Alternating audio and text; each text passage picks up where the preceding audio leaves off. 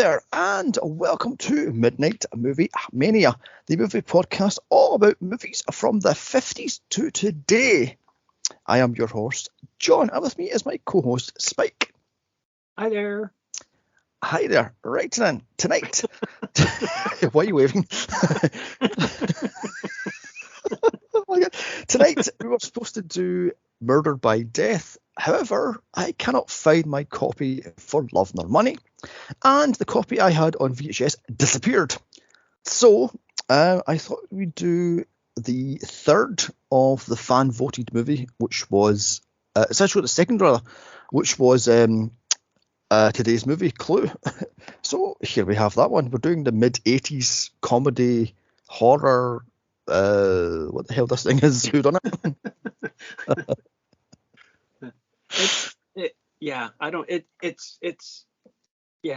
It's hard to pigeonhole. It's a comedy. It's definitely a comedy. Definitely a comedy. A comedy above all else. Yeah. When did you first see this thing? I saw it in the theater in 1985. Oh my God. So which end did you get? Hold on. I got the Miss Scarlet ending in the theater. Right. So that's what the second ending, first ending. The first one. Okay then. The first one that they show in the the current version. Yes, Miss Scarlet. See, I first saw this a way back in 1991, I believe. It was the last day before summer holidays, and somebody brought it in on VHS. So I watched it, and I went, "My God, this is camp." Camp personified. And for years, I get this and Murder by Death mixed up, because the two are kind of the same movie, but one's a bit more comedy and the other one's a bit more darker. Yeah. That makes sense. I've often said in the past that Clue exists because Murder by Death existed. It's like Murder by Death was the wind beneath Clue's wings. Because one would exist without the other. Okay. By the way, speaking of detectives, who is your favourite detective? Of all time? Of all time, yes. Columbo. Okay. See, for me, I'm a sucker for Murder, She Wrote, or the modern day Sherlock. But my all-time favourite modern one has to be Lucifer. Lucifer. Oh, yeah. Yes. Yeah. But yeah, like I said, a classic one would have to be Murder, She Wrote. I mean, because my aunt, my granny used to love watching it, and I watched it every Sunday. So, and like every gay guy of a certain age, Murder, She Wrote is up there. J.B. Fletcher's up there. So,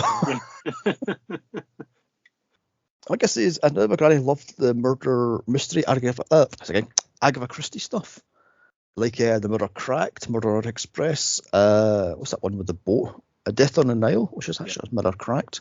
What am I saying? And various other ones. And then she liked Columbo, but I thought Columbo was a bit too boring, too slow. Oh, it was great though, because you know exactly who did the crime. You just didn't know exactly how Columbo was going to figure it out. Yeah. It was kind of turned the genre on its end a little bit. It was a very clever show. Yeah, I love the just one more thing, I thought I loved that one. Just one more thing. Yeah, exactly. He's at the little notepad going, okay then. And the sheer I don't know, incompetency, if that's a word, he portrays. Yeah. It's like, okay, it's a bit like Dewey from Scream, where he goes, and he it's the whole thing where, what if my incompetency is actually a shield because I'm a quite intelligent person? Right, exactly. And I'm like, he was just a bumbler. He was just bumbled through. He was so smart, and yet he portrayed this like, I'm just a bumbling guy.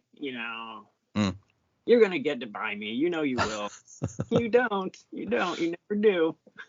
Yeah. And just one more thing. Oh no. Yeah. Oh, just one more thing. I am very, very smart. I just love that one, but just one more thing. Yeah. But what I say is, a gay guy of a certain age, it has to be GB Fletcher, aka Murder She Wrote, because they were just like so stupid. You can tell a mile away who was the most of them. You could tell, okay, it's such a person done it, and this is how they done it, or it's the you haven't got a clue what's happening. She goes, "Oh, I found this button lying on the crime scene, so it's you over there done it." I'm like, what? Okay, how? What? It was typical 80s television. It really was. Yeah. I found this button lying on the floor. Therefore, you're a murderer. You did it because of this. I'm like, okay then. Right then, let's get into the nuts and bolts of this thing. So this had a budget of $15 million, and it made $50 million.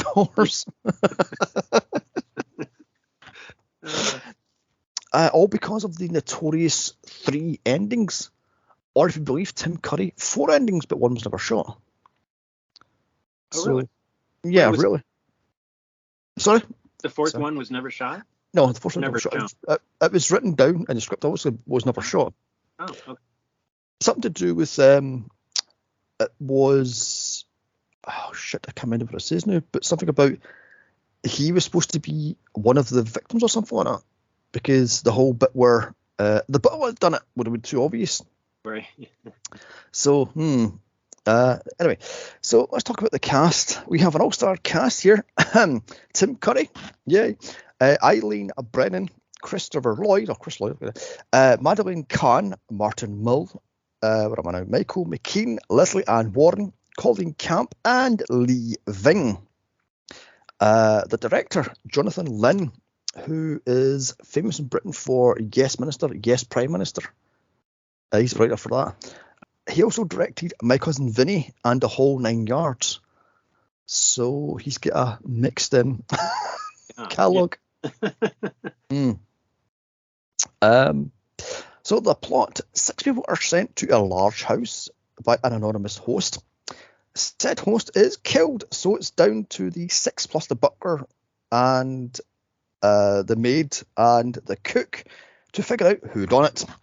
Along the way, the maid and cook is killed, and secrets are spilled throughout the night. So who done it? Let's find out here. Oh my god. Now, what I don't remember this movie was the whole whodunit angle. I didn't quite work for me when I first watched this. I was like, oh, wait, what? Because I always thought it was the butler had done it, because it's obvious the butler always does it. But then it's like, no, it was Mr. blah, blah, blah, or it was Mrs. blah, blah, blah, or it was da-da-da-da-da. I'm like, but the butler does it. Now, did you ever play the game growing up? No, I can't stand Cluedo or Clue. Clue. Yeah. I mean, I have got some interesting things here. Apparently, Tim Curry was third picked to play what we call Wadsworth. Yeah. Number 1 was Leonard Rossiter, who was a TV star in Britain in a thing called Rising Damp. He was also in 2001: A Space Odyssey. At the beginning of the movie, where he's on the plane going to the moon, the Pan Am plane going to the moon with a pen, because that's it was anyway. But he died in 1984, so he was nope. Second picked was Rowan Atkinson, aka Mr. Bean, Blackadder, or Johnny English. Yeah, he was not well known at the time, though, was he? Yeah, no, he wasn't. No, I've got it down here. He wasn't known as at the time.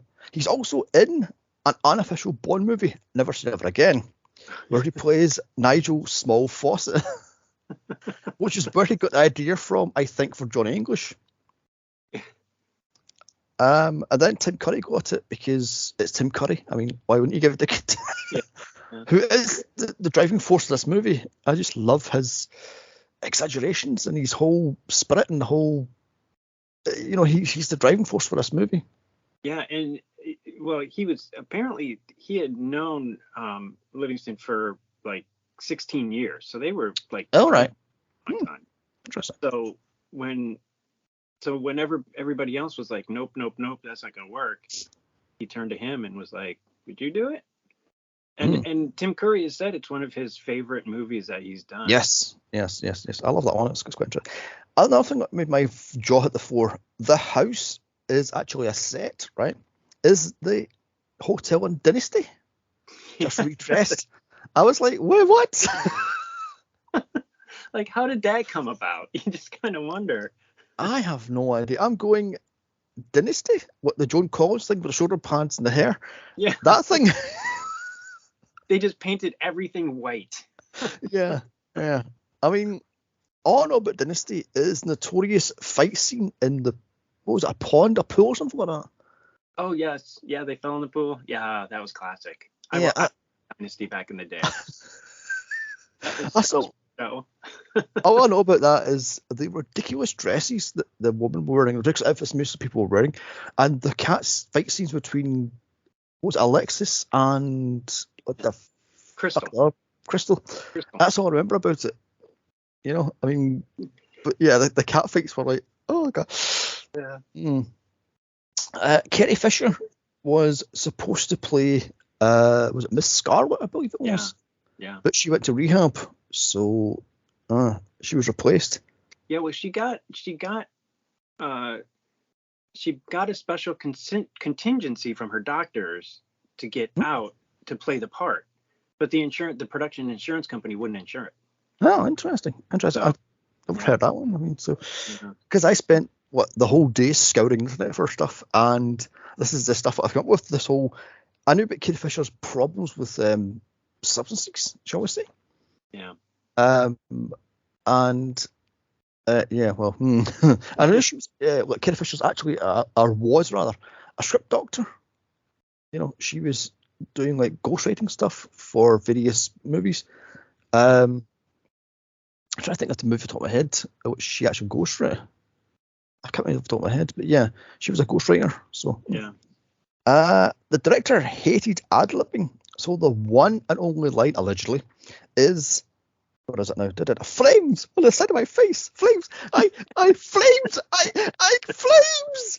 Yeah. So. That was like one of the funniest parts of the movie. She's doing that, and it's like painful because you're like watching it and thinking you totally know she's ad-libbing it. Where is it going? I love the guy behind him. He's like, what the fuck is she doing? On to another piece of information. What am I now? The maid, Yvette, was allegedly supposed to be played by Madonna. Could you imagine? Yeah. Oh gosh, no. Demi Moore was up for it, and so was Jennifer Jason Leigh. But Jennifer Jason Leigh was supposed to be too young. I was like, okay then. Colleen Camp, however, wore the maid's outfit, which was a size too tight with the boobs hanging out, so she got hired on the spot. I was like, as you do. I mean, could you imagine that? But I'm here for the maid. Okay then, what'd you have? She takes off the outfit, the jacket, and okay, so you've got two reasons why then you're hired. Hollywood in the 80s, eh? Oh god, yeah. What do I know? Leslie Ann Warren couldn't sit or breathe in a dress because of the corset underneath the dress, so she had to lean against the walls in order to breathe. I was like, what the? That's why she's leaning against the walls and leaning on doors and sitting on the table and such, because she can't sit. Yeah. Well, they used to get, during the filming, they got together and they would play pool at the pool table, and she couldn't play because she couldn't bend over to take the ball, so she was not part of it. Oh my! I mean, my jaw hit the phone. I read that this morning. Was like, you've got to be shit. She couldn't fucking breathe because it's a 50s style dress, and she's wearing the. Although, what happened to her little cape thing she had? She had a little like chiffon cape thing. It just disappeared halfway through the movie. Oh, you're right. It did. I don't think I ever noticed that until now. I mean, because when you first meet her, she got that ridiculous Jurassic Park style headdress. And she takes it off and gives it to Tim Curry. He puts it in the closet or the cupboard or whatever it is. And then she's wearing this like chiffon thing over the shoulder, and it's all dripping. I'm like, it disappears between halfway. I'm like, what happened to the? And also, does her dress change colour, or is it just my eyesight? Because it goes from green to purple and then back to green, and then there's a blue one, and it goes back to green. Oh, really? Now, is No. it my eyesight? I'll definitely have to watch this again. I mean, because I'm technically colorblind in one of the eyes. So I was watching this afternoon with my partner, and he goes, "You're full of shit. It's green." I goes, "It's fucking purple." It's green. So I have no idea. I was going, "That's a different dress. That's a fucking different." Oh yes, this is set on Wednesday, the 9th of June, 1954, during the McCarthy trials, allegedly, because apparently on TV the cook is watching the trials. Yeah. So. Yeah, I recognize. I saw that on the screen. I'm like, oh, that's McCarthy. All right. I mean, I'm going. So 50. What was that? That was during the. What was that? Red Scare, wasn't it? During the that was during the Red Scare and the whole McCarthyism stuff, where Hollywood people were communists and he would get them blackballed and and stuff like that. Yeah. It would have been 1954, I believe. Yeah, 54, yes. Which reminds me, maybe we should cover, what's that called? Vision of Body Snatchers, the 50s one. Oh, I love that movie. Yeah. Not a patch on the other one, the 78 one, where you've got, what's his name? Donald Sutherland going, you know, that freaked me out, kid, man. Oh my gosh, that freaked me out. That was a terrible movie to watch as a small child. I'm doing that, like, if you can see it. I'm pointing at the screen with a jaw hanging out. Oh my god, because I watched that. What was it, last year or previous year with my boyfriend? He never saw it before. I'm sitting going like that on a couch. Because what you do. So yeah. Let's say we have to do that because that's a classic B movie 50s. Oh yeah. Thing. I mean, oh my god. I mean, yeah. But yeah, I watched that when I was a kid. Also, I watched that the 78 version. It must have been on TV, so I must have been about 2, 3, and that thing freaked me the fuck out. The whole bit where the body melts out of the pod thing, and I'm like, ah. And I swear to God, I thought my mother was a changeling sort of thing for once year, about nearly a year after it. I'm like, oh. Oh my god! It didn't also help that one night I was sneaking down the stairs and she's watching some weird old 50s movie about the thing where it gets to the back of the neck, and I can't remember what that is now for the life of me. I think it's Invaders from Mars. I think it is. Oh, with the parents. Yeah. And that again fucked with my mind. I was like, she's a pod person.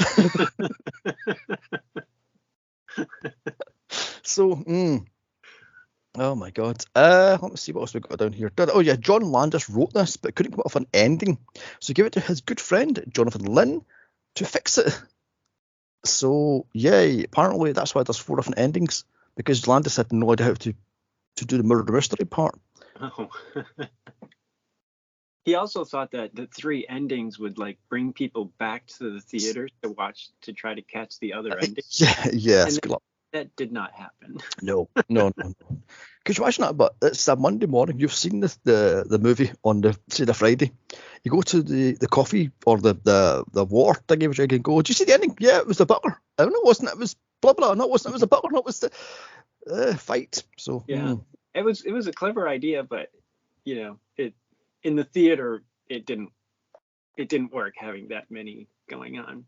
Because then you were just like, okay, the entire first part of the movie doesn't matter because it could be anybody.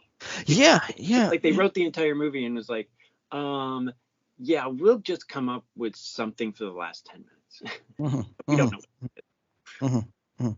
I've got down here, Landis left to direct Spies Like Us, which is a Dan Aykroyd Chevy Chase movie, which is fucking terrible, frankly.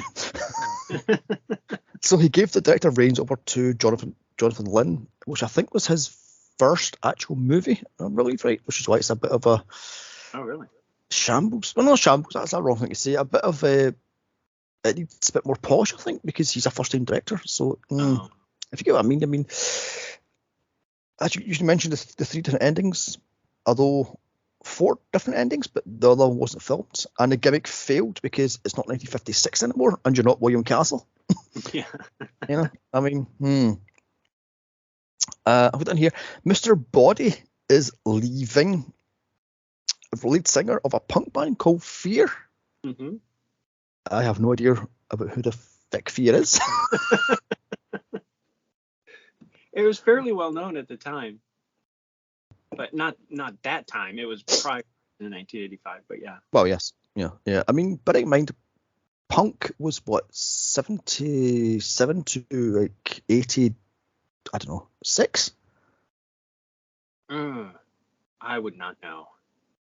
I'll say yes to make you feel smart. No, because my brother was into punk, and he said it started in the 70s and ended just before the new romantic stuff started. So that was about 84. You know, because he couldn't stand the romantic stuff. He couldn't stand any of this new romantic stuff. The whole oh god, I'm trying to think of 80s bands off the top of my head. Shit. I'm trying to think off the top of my head. What do you call them? Spandau Ballet and stuff like that. And yeah, the progressive movement. Yeah. So he couldn't Well, stand we it. call it progressive here. I don't know what you guys called it. The post-punk era was a lot of progressive music. He called it, what was it? Shit electronic music. And I was like, oh, for God's sake. I don't think that was its official title, but Oh my God, because I remember him used to get into, because my brother's about what, same age as you, I think. Oh, okay. So yeah, because he's my oldest brother. Anyway, never mind. Because I've got two brothers. I've got my older brother, my middle brother, and there's me. So and he used to like on a Saturday night play like Spandau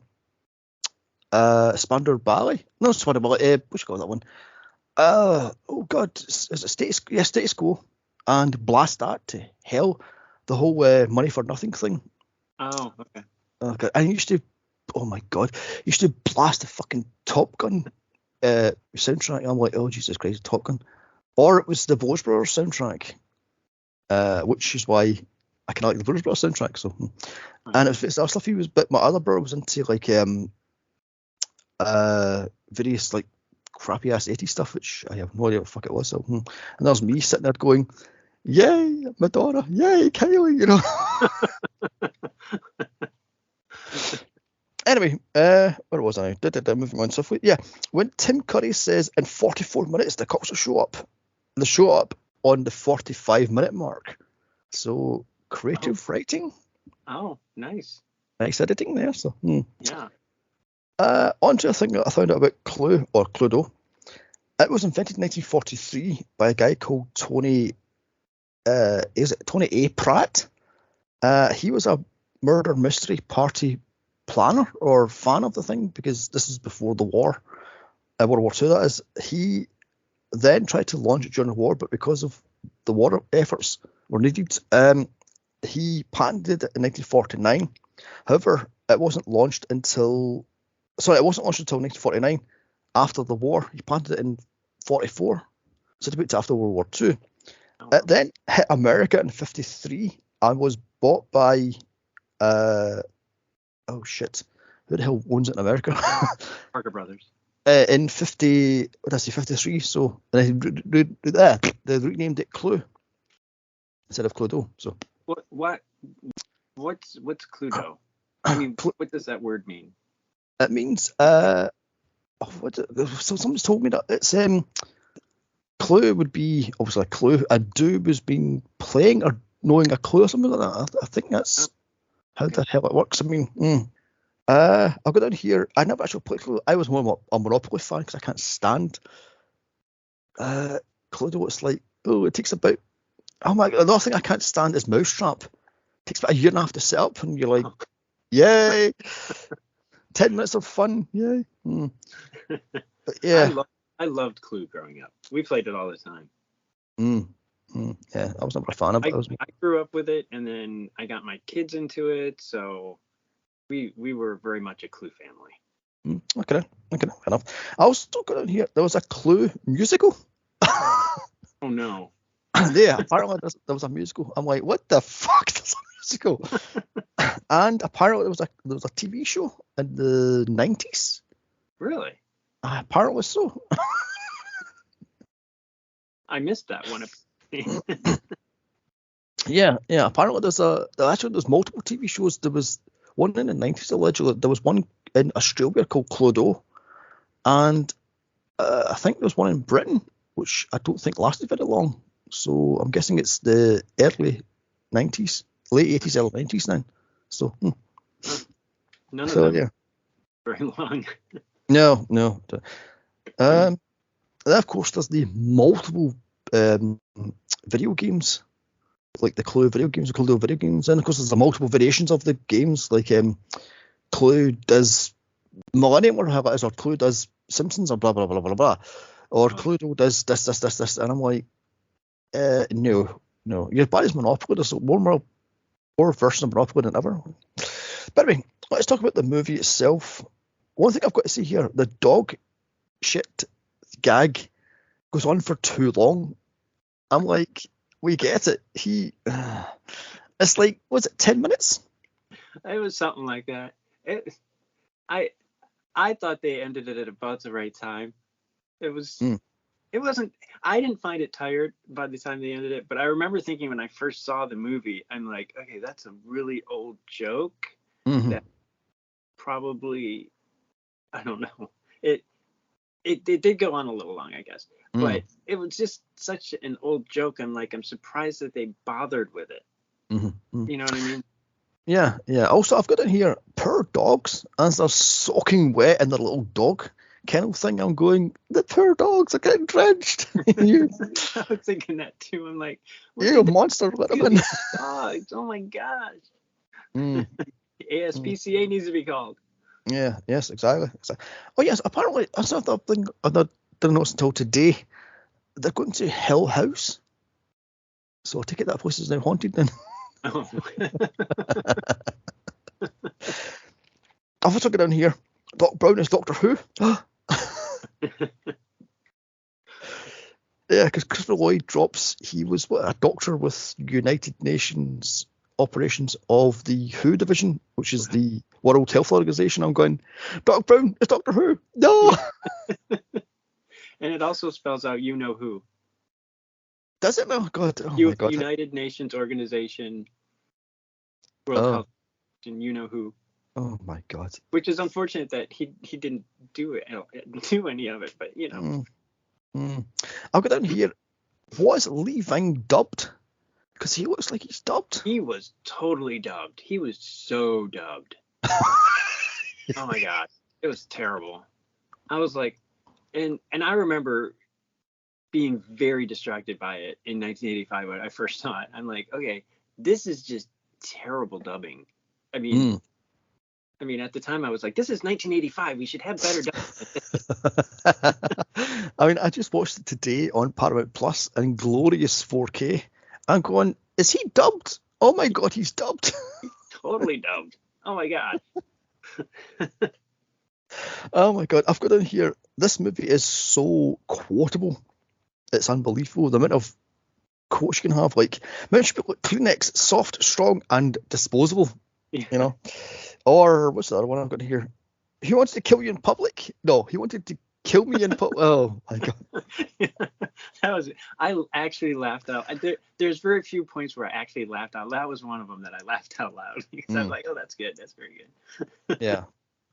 I've got in here, Mrs. Peacock's hat is actually made of peacock feathers, allegedly. It is. Well, peahen feathers, actually. But oh, right. Okay, then. Okay. I was wondering why is it gold? So to get it spray painted. What am I saying, John? Oh, you're an idiot, John. Oh, my God.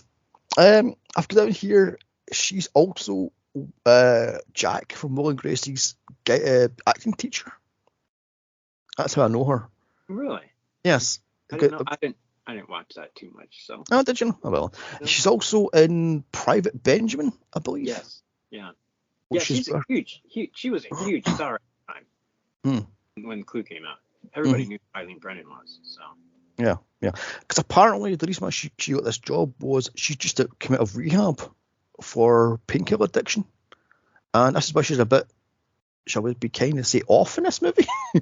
yeah. She's a bit erratic. She was struggling, reportedly. Anyway. Yeah. I also got to hear Colonel Mustard, Roseanne's boss / Sabrina's head teacher. Yeah. That's how I know. What the hell was his name? Martin Mull. Yeah. I mean, I was going, when I first watched it, I was like, wait a minute here, that's Roseanne's boss. Because I watched this in 91, I think it was. It must have been, because Roseanne was, 88 was Roseanne. Oh, yeah. Yeah, so, let me guess. Oh, yeah, Mrs. Green is Will's dad's mistress from Will and Grace. That's how I know her. I know.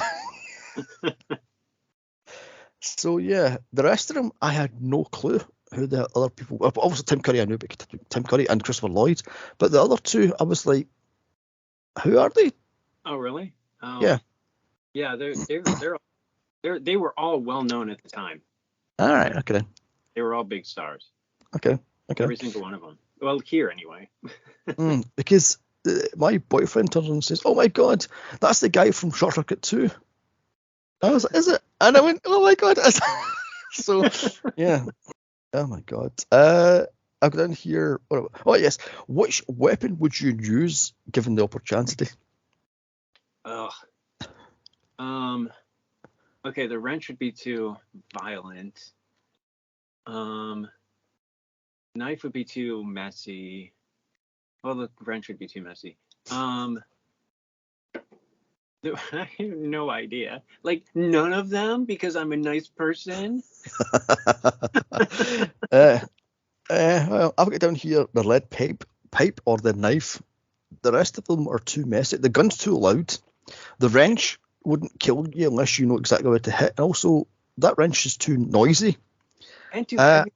Yeah, and too heavy. And the rope, unless you can get a good height on the person, that wouldn't work. That's true. Like I said, so it'll be the lead pipe or the knife. I'm concerned that you've given this thought. Of course I have. I mean, yeah, I'm not a nice person, so. I mean, because I think that myself, because apparently there's supposed to be other weapons such as poison. What was it, a fire poker? Oh, card game. It's like what? And what was the other thing? There was another one I can't remember off the top of my head now, but they were cut, so there's only the classic weapons. So yeah. Apparently, poison was in an early version of the game was one of the things that you could use. Yeah. That's why they included it in the movie. Yeah. As possible poison. But yeah. I got down here. When they split up into pairs, why the fuck do you not pick up a weapon and take it with them, or a source of light like a torch or a flashlight, or a lighter or something, or a fucking candle? I'm going take especially a weapon. Candles everywhere. Oh God, yeah, that annoyed me. I was like, oh my God. I also got down here Christopher Lloyd, pre-Back to the Future, who was known for at the time, was it Taxi and Cuckoo's Nest? Yes. Yeah. Yeah. Because this is pre-Back to the Future, because I think it was like the year before or something like that. Yes, it was pre-Back to the Future. Back to the Future came out in 85. 85, so it would have been around the same time. So yeah. Yeah. I mean, but keep in mind, I think the two was filmed at the same time. But keep in mind, Back to the Future had a lot of special effects, so they had this one doesn't have any special effects at all. I mean, it's got like running around sort of stuff. So I've got here a vet's French accent is very hello. Do you know about hello? No. No, I don't. Hello is a British late 80s to mid 90s TV show based during World War II about the French resistance, and they'll talk about the fallen Madonna with the big boobies. Oh, she's going to play with a punk, and the accents are terrible because you've got Rennie is the cafe owner, right? His wife, I can't remember the wife's name, and there's the maid / waitress and she's also trying to get into Rennie's. And she's Rennie, and all that stuff. It's like, oh dear God. There's the granny up the stairs with the bed that goes up, and underneath the bed is a radio thing. So they're constantly contacting the British because there's 2 British airmen who lands in this part of, I think it's Paris, I think it is, or France. So they try to get the the British back to the British, and they try to keep them away from the Germans, which is where the little talk comes in. You're sitting there going, what the fuck's he talking about? Because there's a bit in it where there's a Gestapo guy, and he's into kinky shit. His whole gimmick is he's wearing the long trench coat with a gimpy leg, and he hits his leg all the time with his cane. And he's got a girlfriend who is again, they're Nazis, so let's just put that one in there. And she's a sex kitten, and she tries to get onto him all the time, and it's like, oh, for fuck's sake. Then of course there's an Italian general, I think he's a colonel, fuck he is. I'm like, okay then, because it's meant to be World War II. And then of course you have the Germans themselves are ran by, oh my God, I can't remember his name now off the top of my head. But have you ever seen Leprechaun 4? No, I haven't. In space, right? No, Leprechaun 4 in space. The bad guy, the bad guy in that turns himself into like it's a robotic spider type thing, and the whole joke is this is my little tank, because it's a joke on the never mind. I mean, but like I said, it lasted. I used to watch it as a kid, and the accents are like, oh hello, honey, and all that stuff. What is it? The fault Madonna was a big booby, because the whole joke is there's a painting with Madonna and child, and the whole gag is the fault Madonna is the big boobies. Oh my God! And it's supposed to be worth money in the. Oh, never mind. Went softly. I've got it here. So who actually killed Mr. Body? I mean, because they say it was the maid. They said it was the butler. Said it was the supposed gay guy, and who actually done it? I mean, who? By the end of the third ending, I don't know. Well, I mean, technically, Mr. Body never died.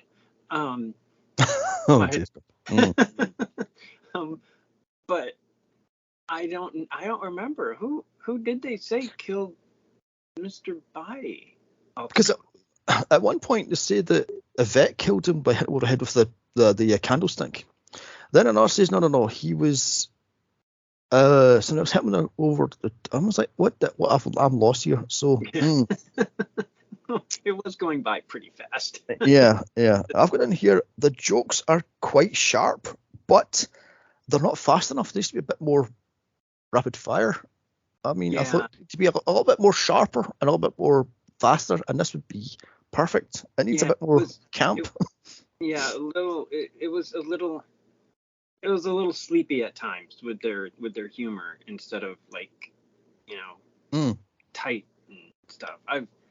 That was always one of my complaints about the movie, because I think it had such better. I mean, considering the actors that they were working with, I mean, they've all done comedy before, so it's not like it was foreign to them. I thought they should have. I don't know. Maybe it was directing. I don't know. Yeah, it was, or even worse, the writing. So I've got down here. I'm not shouting. Okay, I'm shouting. No, you're shouting. Oh, shut up. Oh, stuff like that. So I've also got down here. Tim Curry steals this movie. This movie is Tim Curry, much like Rocky Horror. He is the movie. Yeah. And the entire movie is, as much as, even if you hate the entire first 3/4 of the movie, I mean, the last 10-15 minutes with Tim Curry running everywhere and talking so fast and just being Tim Curry is worth everything. That just made the movie. Yeah, and beating up, I've got down here, beating up not JT Walsh, as I thought that was for most of the time I've seen this, until about the second to last time I watched it. I went, that isn't JT Walsh. Now the guy that played the gay guy, allegedly, who wasn't gay in the... Oh, right, yeah. The guy from, what the fuck's that called? Short Circuit 2. from that mockumentary, the Rock mockumentary. What was Yeah, Spinal Tap. Yeah. Spinal Tap? Yeah. He was also on SNL for a while. Oh, okay then. Yeah. Okay then. I mean, so I thought that was JT Walsh for long enough until about the second or third last time I watched it. I meant, that's not JT Walsh. Oh no. It's Lenny from Lenny and Squiggy.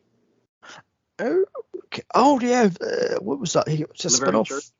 Oh, Laverne. I was thinking of Happy Days. That's Laverne and Shirley, isn't it? Yeah, it's Happy Days. I'm lost. Happy Days, is that from a spin-off Happy of? Days, yes.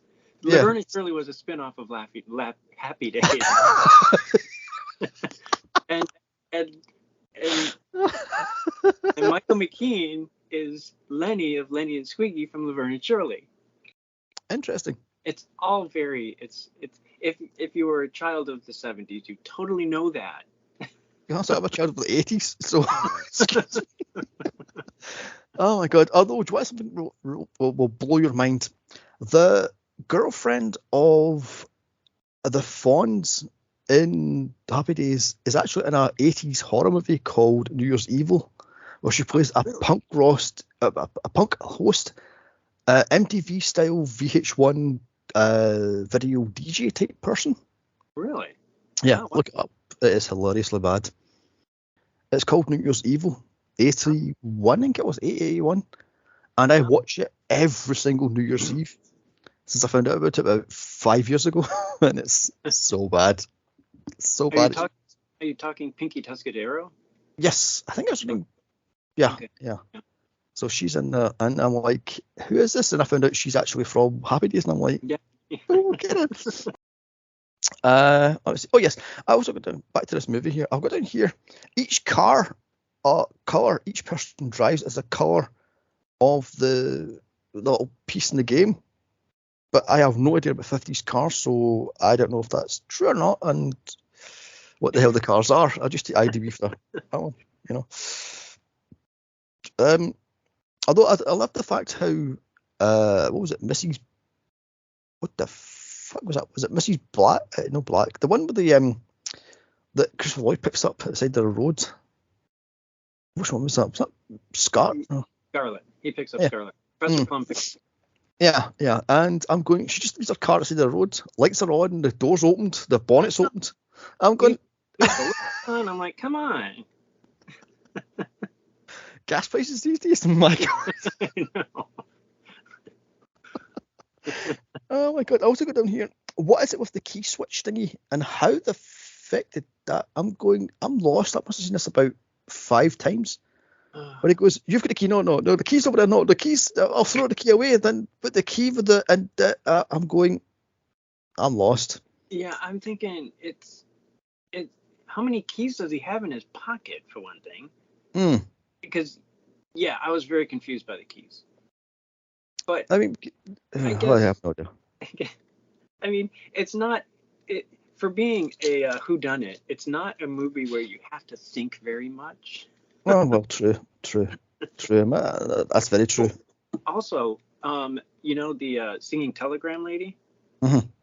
She is the or was the rhythm guitarist for the Go-Go's. Okay, and who are the Go-Go's? The Go-Go's? You don't know the Go-Go's? I'm done with it. I'm going home. I thought she was a stripper. I've got in here. She was a go-go dancer. So that's wrong. No. She's a go-go singer. No, she's in the band the Go-Go. Oh my God! I thought she was a stripper. Oh my God! Oh my sweet mother pig. I'm so embarrassed for you right now. And I'm like, moving on. Anyway, another thing that pissed me off was the way Colonel Mustard pours his drinks.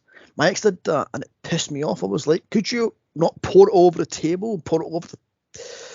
It didn't make sense. Oh my God! It's like, it wasn't funny. It was like annoying because he was wasting good liquor, and it was just like it served no purpose whatsoever except some mindless slapstick, which meant nothing. Yeah. Also, I love the fact how the Eileen Brennan is constantly shouting and falling and like getting slapped around the place. I'm like, this is the 50s, but come on, really? I mean, and he's going, I had to slap her shoes and she was hysterical. Yeah. Really? I've got it in here, as I said to you, the matchstick matching, that's hard to fucking say. Wouldn't you take a weapon with you or a light source, as I said earlier? There's like 92 million candles in this place and you don't pick up one of the fucking candles. Oh no, it was a candlestick. Put out a fucking candle. That was driving me nuts. Were the weapons locked up at that point? The weapons were supposedly at that point, right? Supposedly, yeah. I mean, I'm going use a candelabra then. Yeah. Use a candle. Use a flashlight or a torch. I mean, use whatever you've got as a light source. And for God, we can't see in the light. There's a rat. Ah! Grab that missing teapot that kept coming back and forth whenever they showed the kitchen scene. God almighty. There was a teapot on the stove, and then it wasn't on the stove, and then it was back again, and then it was gone. I didn't watch this. I mean, I missed that one. Although I love the fact how why is there a gigantic TV in the kitchen? I was like, wouldn't there be a small TV? And I realised no, didn't have small TVs in the 50s, John. You're lucky you had a remote control. It had to be big enough to show up on the screen. Otherwise, we wouldn't be able to see that it was McCarthy on the TV. Yeah. Oh my God. Although in saying that, in the 80s, I was at the remote, press the button for the next channel. For fuck's sake. Yeah. I remember my grandmother had a remote that just had 2 buttons on it. That was it. It was like channel up and channel down. And it clicked really heavy. Like you had to point it. Clicker. Clicked it. And it was really awkward. But it was fantastic. God, no. I was the remote control. She had a paper in her pan. Turn it over. What channel? We just press buttons. So in the dials, we had buttons. So we're like, click, click, click, click with buttons. Yeah, oh my God. Youngsters these days. Oh my God. Where was I? Yeah. What the fuck have I got in here? Oh yeah. The pairings don't work as there is no suspense or laughs. I mean, where was the last supposed to be? You've got. It went on forever and nothing happened. It was like suspense and suspense and suspense that never went anywhere.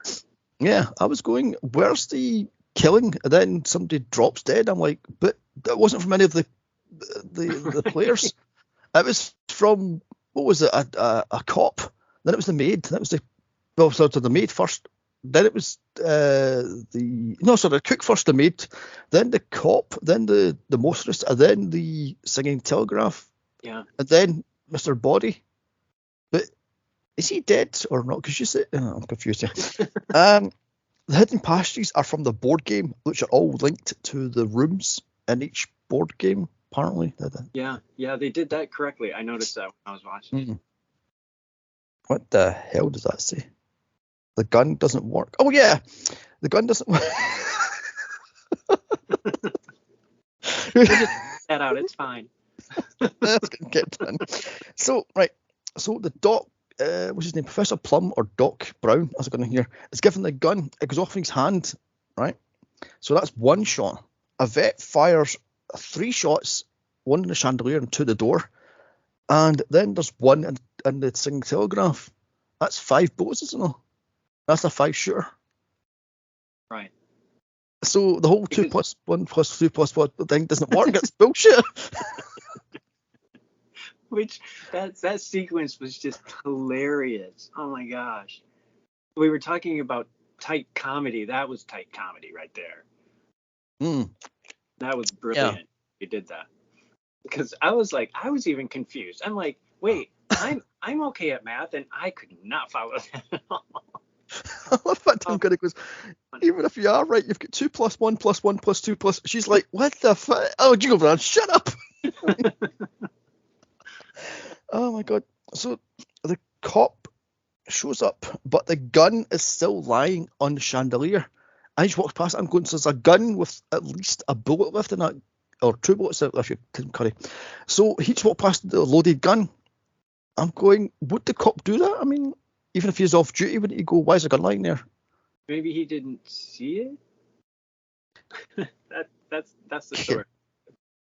Okay, then. I've got down here, Mr. Green, short circuit 2 guy, it just hit me. I've got in here, the singing telegraph is a stripper. No, John, you fucking idiot. Oh my god. Go-go's not a go-go dancer. It's completely different. Moving on very swiftly. 6 people are killed, yet no one takes the blame. And also, this feels tame. You know, there's 6 people killed. Oh, right. So I'm going, and Wordsworth's explanation gets tiresome, I thought, as he's going, but you're the one that does the whole picture, and you get the gun, you got the knife, then you got the candlestick, and you got the lead pipe, and there's a gun there. And I'm like, yeah, that's a bit much. I see why this ending was cut and why the other 2 were made, sort of thing. Oh yeah, it was. Yeah, it was still. It was. I still liked it. But. Yeah. I've got in here, all of the 3 endings, what is your favourite one? My favorite, oh gosh, I'm partial to the Scarlet one since that was the first one that I saw and the only one I saw for years until it was released on tape. But I liked the final one was the most satisfying. Mm-hmm. I thought I've got to hear the Butler did it is the one I like. So yeah. I mean, I've got to hear. I don't actually like this thing, but this is the perfect Sunday afternoon, wet Sunday afternoon movie. You know, you just have to watch it, and there's nothing else. You just, it just washes over you. So, I mean, yeah. I've got in here. I took keen on the politics of this movie, where when they find out that I forgot the guy's name now, the short circuit guy was supposed to be gay, they're all going, oh my god, don't sit next to me, sort of stuff. I'm going, that's a bit much. I mean, I get it's supposed to be the 50s. Yeah. I'm going, you're supposed to prefer. It was a little cringeworthy, but yeah, I mean it was 1985, so that sort of sentiment was still very prevalent in movies and stuff. Yes. You know, a comic foil kind of thing. But yeah, it was kind of cringeworthy. So it was fun when they were pairing up. They were before the matchsticks when they were talking about pairing up, and you know the maid was like, you know, who's gonna go with me? he says no, thank you, and he walks away. I love the fact that one of the ending is, I'm going home to sleep with my wife. I'm like, oh no, that was just too much. Wind that one back, cut, take it. Jesus wept. But yeah. Oh, and why didn't they credit the FBI guy? What's his name? I can't think of his name. The guy from WKRP. Actually, he's actually uncredited on IMDb at the very, very bottom. Yeah, he wasn't credited. So I'm like, he was named off the top of my head. I should know it because he's super well known. But yeah, the whole he wasn't Jesus anywhere. I'm like, was he like, okay, this movie is just so bad, I don't want to get blamed for it. But you know, it was weird. It's weird. Okay. I mean, I was going, Jehovah's Witness, what the hell? Then he goes back as the head of FBI or something like that, or one of the FBI. Then he's, what the hell was Wadsworth thing? He was supposed to be like a cop or a fed or what the fuck he was supposed to be. He was supposed to be a fed posing as a Jesus guy. Mm-hmm. No, I'm talking about Wordsworth when that was revealed. Oh, I don't know about that, man. Because I'm going, he's a butler, but then he's not a butler, but he's a fed, but he's not a fed. He's the blackmailer. I can't fucking speak. Blackmailer, but then he's not a blackmailer. So I'm going, I'm lost. But he's really Mr. Body. Yeah. So, yeah.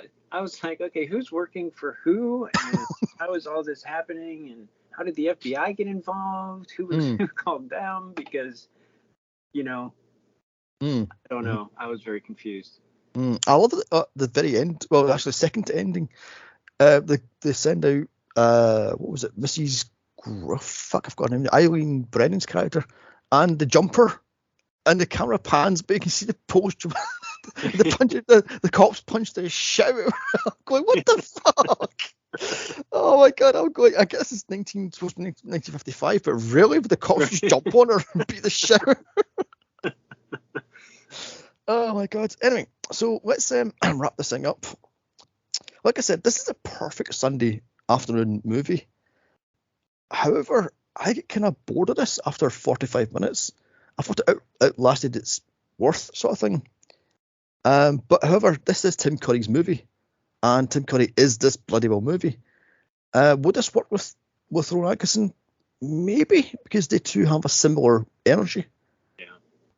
But like I said, the endings confuse me. I'm going, so who was blackmailing who? Why is there's a madame and she's got the So what would you say? I think I like it now more than I did when I originally saw it back in the day. I don't know why that is exactly. Probably because, I mean, even back then, Tim Curry was known, so it's not like he was this, strange person that we didn't know starring in this movie. But I guess I appreciate him more now that I've seen so many things that he's done, and this is still one of his better performances. Yes, that's very true. And he was a really good actor. So, but yeah, like I said, the last few minutes of the movie just made it for me, because it's just like makes everything worthwhile having that long. But it's a lot more fun to watch with people alongside you, so you can laugh and talk and talk about what's going on in the movie and how bad the bad parts are and how good the good parts are. I watched it by myself alone in my living room, and it's more fun when you're watching it with people. Yeah, that's very true. I mean, I watched it with my boyfriend, and he was going, "Oh my god, that's that. Yes, thank you. Shh." So I'm trying to take notes here. I'm trying to work here. Yeah, shut up. Right, so let's score this out of 5. 1 being crap and 5 being great. Now, I'm going to give this thing a middle of the road 3. So what would you give it? I would give it a 3.5 because of Tim Curry.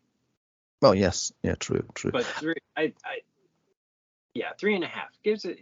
I wouldn't say a 4, definitely not a 4, but not a 3. No. Yeah, I see this. Not sure this is a 3. Let's see, this is a middle of the road movie for me, sort of thing. I mean, Tim Curry is this movie, and some of the other players are trying, but ultimately it's either a bad case of directing or a bad case of writing, and that's why they don't seem to work as good. Yeah, I think it's a little bit of both. The weird thing, I know the script. It's funny because it was written by just one person, and you don't see that very often anymore. You don't see a script written by one person. It's usually by 2 people or 3 people, or started by one and finished by another. And I think it would have helped having somebody else in there to edit. Apparently, there's 2 versions of this on book form. There's a kiddies version, which was basically the script, but it had like really piss poor pictures in between pages. Another one was a novelization of the original script that had all 4 endings in it. And apparently it is a collectible for if you're a fan of the movie. However, it sells for $900. Oh, good. So more than the movie cost. Yeah, probably. Yeah. And I think the kids version sells for like $150. So. Oh, but I was like, $900 for a book you want slapped? Yeah, I know. It's not that important of a cultural movement. Okay, then let's finish this thing. So thank you for listening. Now you can follow us on Twitter at Midnight Movie Pod. I'm still annoyed somebody stole Midnight Movie Mania. The bastards out there. That's spelled Midnighte because fucking somebody stole that version. Oh no, bloody bastard. You can follow. You can follow me on Twitter at Here's Johnny's79, and you can follow Spike at Spike Warden 1, SPIKEWARDEN, the number 1. You can also follow us on Instagram, which is Midnight Movie Mania Pod. Now, our next podcast will be The Muppets 79. Yes, that's what's I love the Muppets so much. Ooh, it's so good. Oh my god! I mean, I've not actually saw that movie. Do you know? I've never saw it start to end. Never. Oh my gosh, you're so missing out. It is. Oh, it's so good. I mean, of all the Muppet movies, I've always seen 2.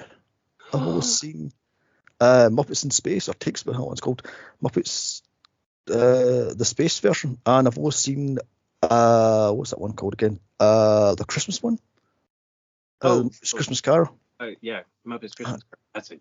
Good. I haven't seen the rest of them, so I'm like, okay then. It's so good. It's how they get together. So much fun. I love the Muppets. You can tell because I'm getting all high pitched. Now, this is unfortunately the Muppets fall under musicals, and there's only certain musicals I would watch. So, I mean, and then the rest of the movies, well, I have no idea what to do. So it will come up. Yeah, something will come up. Yeah. Anyway, bye, and if you want to. Okay, bye-bye. Okay.